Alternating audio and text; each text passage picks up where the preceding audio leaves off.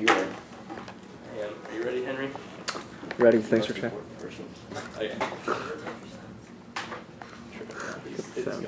Okay, ready? Yeah, it is. A recognition to find that acknowledge something exists for validity. The resolution question whether or not animals exist turned to just shown some discernible benefit to recognize animals does not is an essential question. This means that the consequence of recognizing animal rights are not relevant because it still begs the question whether or not animals are intrinsically part of justice. Instead, if just acknowledge the validity of animal rights, then you affirm. Moreover, in order for a metric delineation to exist between humans and animals, it cannot include any legitimate right holders. This means that all humans must be included within the realm of rights. This for two reasons. First, the resolution presupposes the extension of rights to all humans. We will debate the next step of recognizing rights of non-human animals like currently most just signed to acknowledge the fact that all humans recognize humans possess certain rights and whether or not animals possess those rights is a resolution question. Even if this is evident by doctrine such as the Universal Declaration of Human Rights, even if this isn't the case in the sense of all humans are due basic rights of the right not to be subjected to unnecessary suffering. Second, a distinction that includes all humans is the best for the baby because it's the only way to ensure a stable base for comparison. Absent a categorical defense, the negative could shift the group of humans that are defended to escape my indictments. If the negative were able to defend only a small subset of humans or rights bearers, then it would be equally legitimate for you to defend only a certain amount of apes. This is the most reasonable way to compare since the absent bound to defending the resolution refers to the categorical animal without qualifications. The resolution asks us to debate who is within the realm of rights, not who creators are. Any distinctions that speak to the creation of rights or end benefits miss the question at hand. First, there is a distinction between agents who construct justice and those who are beneficiaries of it. Rowlands. The appeal to the origin of morality is rather curious since it automatically leads to a charge of genetic fallacy. The basic problem is this: even if morality were constructed by human beings in order to facilitate the interaction between human beings, it doesn't follow that this sort of origin exalts the present context of morality. Morality can develop in ways that are quite distinct from or even incompatible with its origin. Therefore, to think that the origin of morality returns scope and common morality is commit to genetic fallacy. Second, the benefit of rights holders, those who create rights, rights we must speak to. Of those rights speaks to what is the best way to allocate the rights we have, not those who are allocated to. We must first decide who holds rights before we can say how structured a society for those rights. Analogously, we debate who laws of society apply to, not who the lawmakers are, who the beneficiaries of those laws are. Moreover, animals can be participants in contracts with third parties. Huffman. It is common for one party to enter into a contract with another for the purpose of serving not one's own welfare, but the welfare of the third party, such as when parents establish a contract with a day-set case surrender for serving the purpose of a child. This type of establishment is quite common to suggest the promising approach to the current problem. Young children lack capacity to make agreements and rational beings regularly assume contractual obligations for them. Thus, animal inability to participate in contract does not matter when we as humans participate for them. And B, the resolution is a factual claim. The affirmative need not prove any conditions are real, i.e. whether animals are just exist, and the conflict of the resolution dependent on them. In other words, the resolution would not come about when all these conditions are met, so arguments about the skeptical nature of the resolution are not affirmative negate. And for the theory of the affirmative advocacy is unable to know what personal interpretation of the resolution are. For this reason, form debate in order to allow for me to conflict with negative interpretations. Merely asking the CX can never hurt. No. The value is justified to giving each their due. All concerns of justice must be impartial. This for four reasons. First, for just give due to deserving male and relevant facts, arbitrary application rules treat like case differently, not the basis for applying the rules in the first place. When individuals are treated arbitrarily, impossible to give them their due since the treatment is distinct by irrelevant considerations rather than according to their deserts. Moreover, irrelevant factors result in human bias. Once such bias, we must adopt whatever advocacy best ensures those inconsistencies are avoided. Second, an anthropocentric viewpoint that benefits humans or animals merely because a human denies relevant equality between humans and animals. For example, giving benefit to human qualities and requiring all their enemies to live up to that holds just to an impossible state for living beings. And third, to force rights into a social context where others must know my claim, we accountable society allowed for individual basis. These non-ideal theories just cause just be relative in nature, causing inconsistency in evaluation. This is because my conception and other rights could always be misconstrued or misinterpreted based on limited knowledge of the situation. And fourth, the only way to agree to agreed upon set of rules would be non-arbitrary distribution of justice. Rules 1. People disagree about which principles to define the basic term of association, and they still agree despite this disagreement that they each have exception to justice. Those who hold different conceptions of justice then still agree that each are just when no arbitrary distinction are made between persons assigned the basic rights and duties, and when rules determine proper balance between competing claims to the advantage of social life. Thus, justice in itself motivating must regard social benefits as opposed to individual gains, individually motivating theories of ethics, inapplicable to exception of justice. Thus, determination of rights must be taken from an impersonal standpoint to avoid the individual's desires and concerns. Rules 2.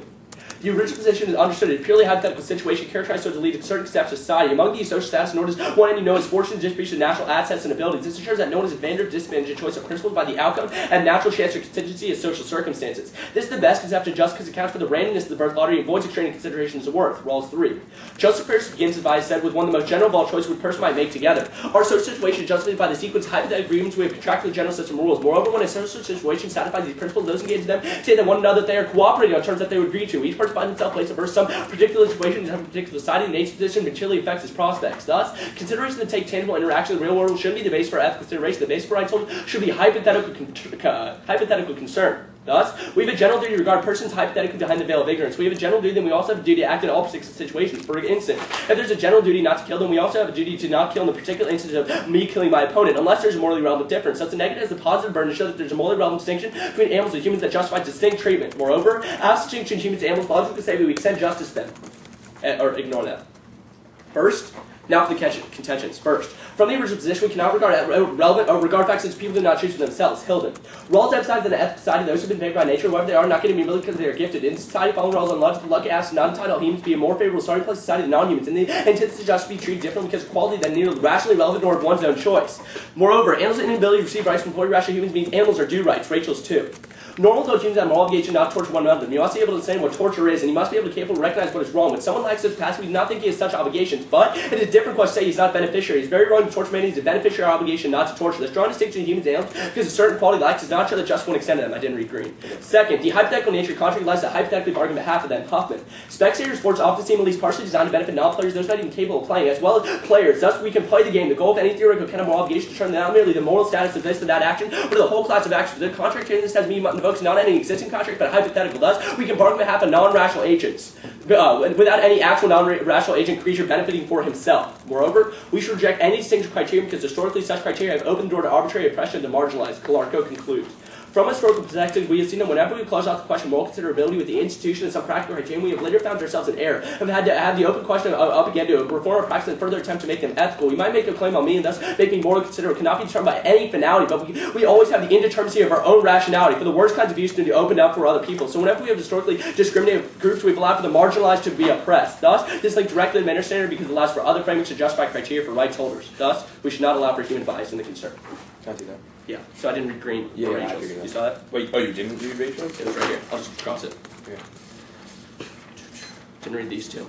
Wait, so then what was the contention? I thought it was Hilden, Rachel's, Huffman, Clark. Yeah, there's a Rachel's one. Oh, okay. Not bad. Okay, ready? Yep. Do the oppression arguments that you make in the bottom of the case come before other AC offense? In what way?